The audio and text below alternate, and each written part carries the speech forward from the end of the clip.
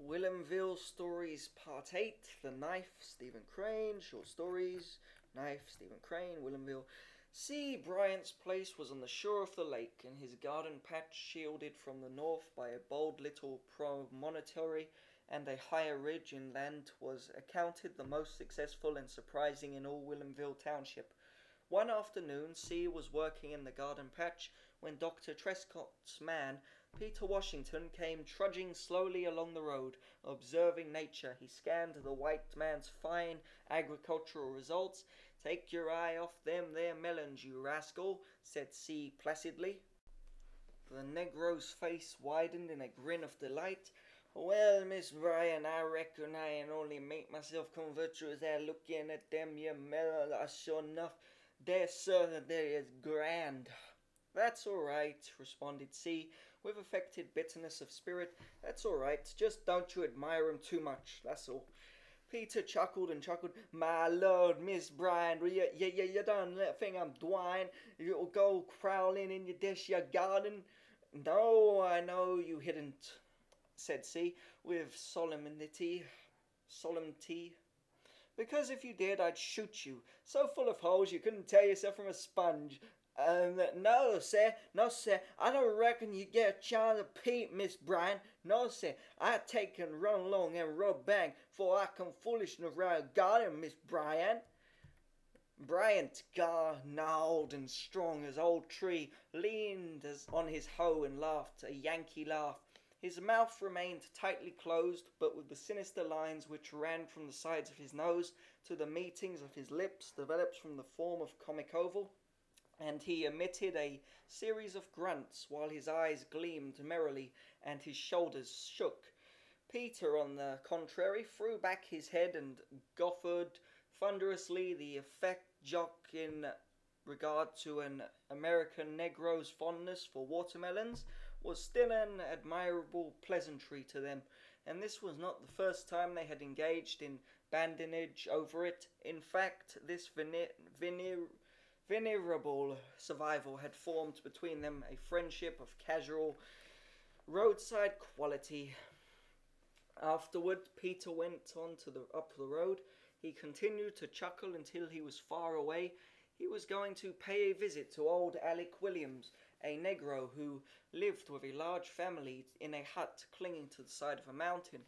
The scattered colony of Negroes which hovered near Whilomville was of interesting origin, being the result of some contrabands who had drifted as far north as Whilomville during the Great Civil War. The descendants of these adventurers were mainly conspicuous for their bewildering number, and the facility which they possessed for adding even this number. Speaking, for example, of the Jacksons, one couldn't hurl a stone into the hills about Whilomville without having it land on the roof of a hut full of Jacksons. The town reaped little in labour for these curious suburbs. There were a few men who came in regularly to work in gardens, to drive teams, to care for horses, and there were a few women who came in to cook or to wash. These latter had usually drunken husbands. In the main colony loafed in high spirits, and the industrious minority gained no direct honour from their fellows unless they spent their earnings on raiment, in which case they were naturally treated with distinction.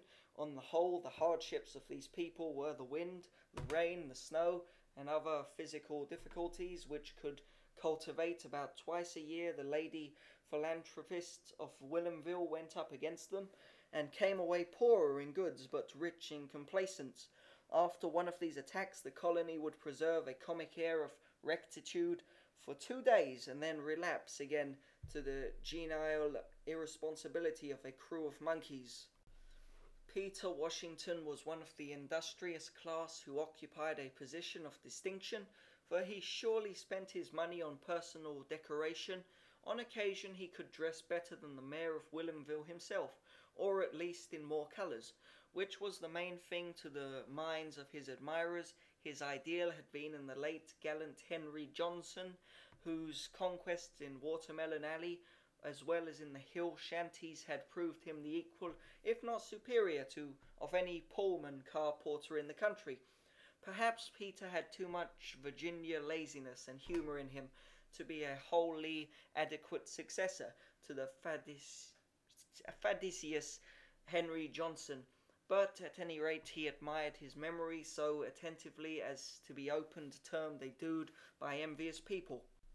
On this afternoon he was going to a call on Alec Williams because Alec's eldest girl was just turned 17, and to Peter's mind was a triumph of beauty.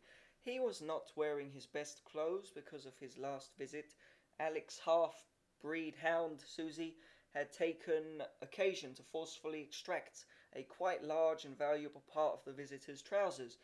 When Peter arrived at the end of the rocky field which contained old Alec's shanty, he stooped and provided himself with several large stones, weighing them carefully in his hand, and finally continuing his journey with 3 stones of about 8 ounces each. When he was near the house, 3 gaunt hounds, Rover and Carlo and Susie, came sweeping down upon him. His impression was that they were going to climb him as if he were a tree, but at the critical moment they swerved and went growling and snapping around him, their heads low, their eyes malignant. The afternoon caller waited until Susie presented her side to him.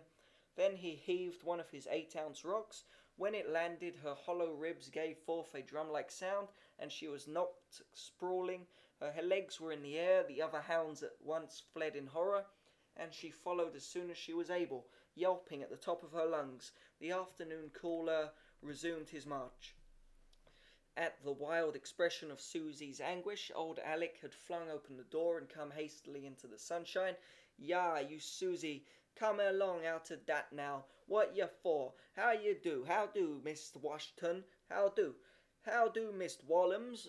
I done found it necessary for damn near kill this ya dog, your Miss Williams. Come in, Mist Washington. Dog, he turned. Then he turned to address the unfortunate animal. Hut, did it? Hut. Pears like you gwine lum some saint time somebody break your back. Pears like gwine club you're in frazzle for you fin some saints gwine on ya fwam ya. As the old man and his guest entered the shanty body of black children, spread out in the crescent-shaped formation, and observed Peter in awe. Fat old Mrs. Williams greeted him turbulently, while the eldest girl, Molly, lurked in a corner and giggled with finished imbecility, gazing at the visitor with eyes that were shy and bold by turns. She seemed at times absurdly overconfident, at times foolishly afraid, but her giggle consistently endured. It was a giggle on which an irascible but right-minded judge would have ordered her forthwith to be buried alive. Amid a great deal of hospitable gabbling, Peter was conducted to the best chair out of the 3 that the house contained. Enthroned therein, he made himself charming in talk to the old people, who beamed upon him joyously. As for Molly, he affected to be unaware of her existence. This may have been a method for entrapping the sentimental interest of the young gazelle, or it may be that the giggle had worked upon him. He was absolutely fascinating to the old people.